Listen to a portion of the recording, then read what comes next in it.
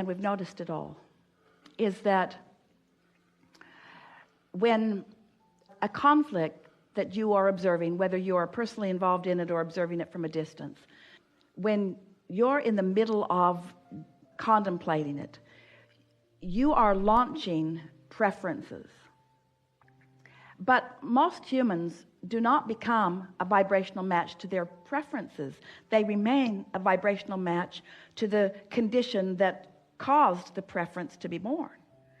So when we talk about withdrawing your attention from conditions that make you feel uncomfortable, that makes people like you want to come forward and say, but how can we help if we are not aware of the problems?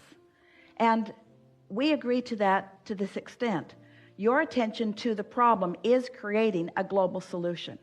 Mass consciousness, with all of its involvement in war and all of its awareness of war, in all of its awareness of poverty and awareness of starvation and awareness of plagues, have launched rockets of desire collectively. But as individuals, you rarely become a vibrational match to what you've launched because you're so enamored with focusing upon what is. The conditions have got you hogtied to the degree that as humans, you spend almost all of your time focused on conditions and evaluating the rightness or the wrongness of them and the degree of goodness and badness of them, which is just such an utter easy first step. You ought to be way, way past that by now. This is the way it works. Let's say that it's just you and another guy, and you think this and he thinks that, and you want a solution and he wants a solution, and source, universe, law of attraction, whatever you want to call this universal energy, is aware of what both want, because both have a vortex and the solution for both is in their vortex. But this one, instead of being a match to what's in his vortex, is instead pushing against you. So not a vibrational match to what he wants. The other one, instead of being a match to what's in his vortex, instead pushes against you. So neither one are a vibrational match to the solution that they have created, and both are blaming the other for not receiving the solution, when both could receive a solution that would be completely satisfying to them individually. It's the belief that for me to get what I want, you have to give something that you want up. That's the flawed premise. That's not true, that's not true, that's not true. That's because you have little piles of spoils that you are quibbling over instead of universal, infinite expansion. That's like saying, oh, here's the economy. It's this many billions of dollars or trillions of dollars. It's this many pieces of something. This is the economy. And the rich guys are getting too much of their fair share. And so you pinch yourself off from your share because you're too worried about what that guy's getting. It's like dividing the pie up and saying, he's getting too much of the pie and the rest of us aren't getting enough of the pie. And we say, you could be creating bigger pies. You could be creating more pies. But you're not creating more pies. You're quibbling over the spoils of this one paltry, puny little pie. Because you're not using the energy that creates worlds. You're squabbling over things that are disconnecting you from your true power. When you need anybody else to understand it in order for you to feel good, you're in trouble. So what we're saying is, so let's say you're standing as an individual and you're watching the news of the world and you're seeing all these things that you don't want to be the case. And let's say that you're not even taking sides with who's right and who's wrong. You just see it as a big mess and a lot of people suffering, and you would like it to be different than that. You want different conditions. So you've launched all these rockets of desire and all these rockets of desire, but you, like almost everybody else, you don't even come close to being a vibrational match to what you've asked Source for, even though Source has the ability to yield it all to you. You don't even come close to it because you've got your eye so much on the condition. You're taking score so much. You're aware of it not working out. You hold yourself in vibrational accord with the problems. And so even though you and billions of others for generations longer than we can even speak about have created a vortex of well-being that is available to anyone who allows themselves to be a vibrational match to it. So you finally realize that You can't change those conditions. You can't even get the ear of the United Nations. You can't even get a senator of the United States of America to answer your letter. You can't even get a hearing in the White House. You can't even get anybody who has the ability to do anything.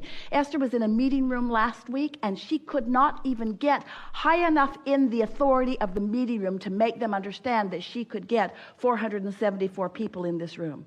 In other words, they said, no, this room won't hold 474 people. And Esther said, the sign on the wall says that it will. And they said, yeah, but it won't. And Esther said, but the sign on the wall said that it will. And they said, yeah, but your stage is too big and you're taking up too much room. And so the solution was they opened the air wall and they moved everything back 10 feet. And then they had enough room for everything. But Esther knew that they were completely unreasonable. But she could not find a person under those conditions with enough authority to be reasonable. You can't find enough people with enough authority to be reasonable. You have to give it up. If your happiness depends upon somebody else being reasonable, you're in big trouble. But you as an individual, we've been saying this for a long time, you have the ability to find happiness in the midst of all of that discord. And when you are someone who is willing to find happiness in the midst of all of that discord, then maybe others will follow suit. Maybe they won't, but you've done the only thing that you can do. You've found happiness in the midst of all of that discord, you see. I get it. You revere masters who talk about these things, but they seem like just singular individuals who struggle against a mass consciousness that doesn't get it. And we want you to understand that mass consciousness that doesn't get it is creating something that eventually will. For example, in every moment, old ornery ones are croaking and new allowing ones are being born. So the ratio of allowing is improving and improving and improving.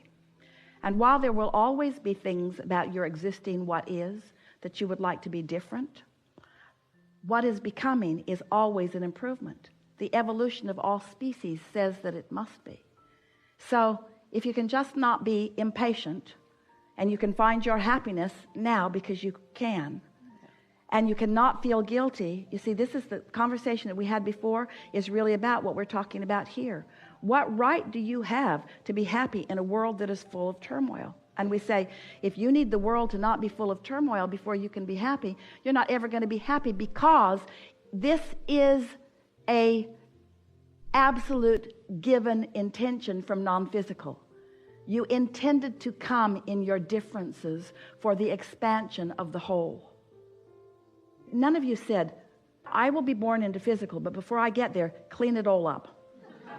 Get it all worked out. And then I will go and I will observe a peaceful world. That's not what you said. You said, I will move into this world of variety, and I will come to my own personal preferences, and I will align with my preferences, and I will live happily ever after.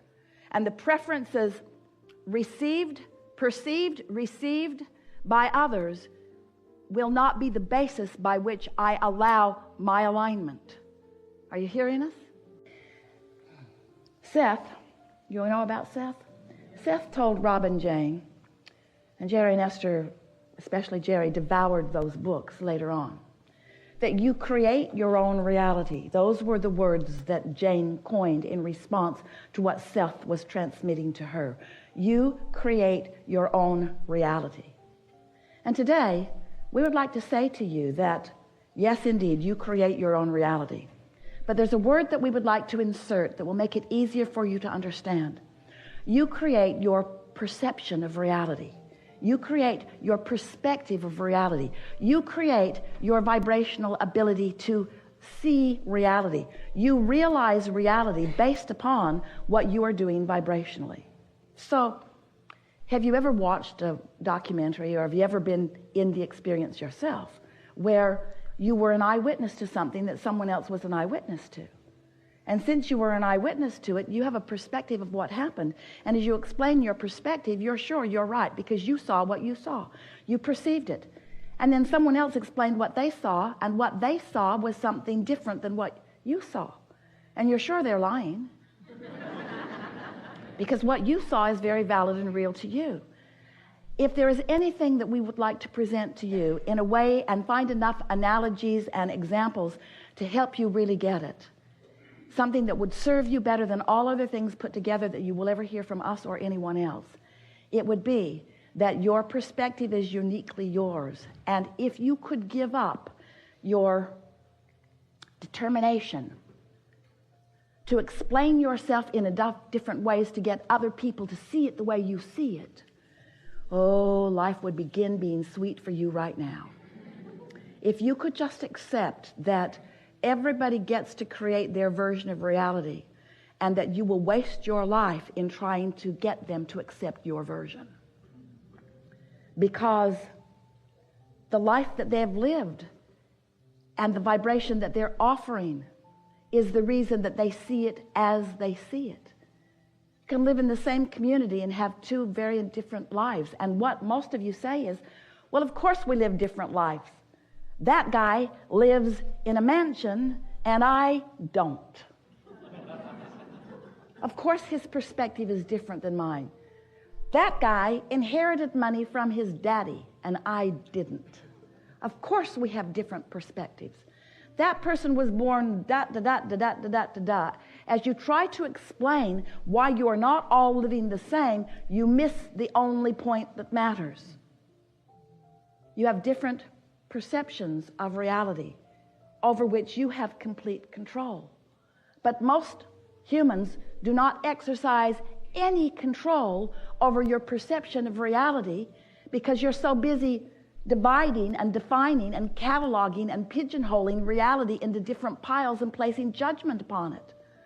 Oh, that's a bad thing. Let's put all those bad things over there and those bad things over there, and they're different in their badness, but they're bad things. And as you spend that natural time defining whether you want it or not, you also, without meaning to, practice the vibrational frequency of the very things that you put in the bad piles. And then, because it's part of your vibration, it prevents you from discovering the good piles, because your vibration's all wrapped up in what's in the bad piles. And then, we love you so much. You know what's coming next after that statement. And then, you look to something outside of you to make the difference. You look for someone else to fix it. It started with your mother or your father or someone up close to you. Please change this condition. There is a condition in my reality that I see that I don't like. And when I look at that condition, I feel bad. And I don't want to feel bad. That's the first thing you knew about yourself. You don't like feeling bad. So when you're looking at a condition and you feel bad, and you associate feeling bad with that condition, then of course it's logical, we get it, why you want that condition to change. But you are not the boss of those conditions. You are not the creator of someone else's reality. You cannot control the conditions. You are the creator of your own reality. You have been sifting and sorting, and in the process, you've been launching these rockets of desires. And in the process, you've created a vibrational version of the reality that you are seeking. Now, we want you to understand that to you, it's a future version of a reality that you are looking for. But to us, it's an existing reality that you've already carved out that does exist. Can you hear the difference in that? When you want more money, you become vibrationally more prosperous. And even though you doubt it and you don't let it flow into your experience, you have become a more vibrationally prosperous being. So we began talking to you about this vortex. It's a vibrational reality that existed in part before you even came into this physical body, and that you've been adding to vibrationally ever since. And so for a while, we talked about it for quite a while with you. We wrote a whole book about getting into the vortex, being a vibrational match to the vibrational reality that is you. And after a while of listening to us, you were very kind and nice and patient with us as you were watching Esther wave her arm around about this place that you can't really see, while Abraham insisted that this is a vortex of creation and that everything you want is in there. And if you could just look more carefully, you could see it, that this is the vibration, this is the vortex, and you want to get in there, and you say, oh, okay.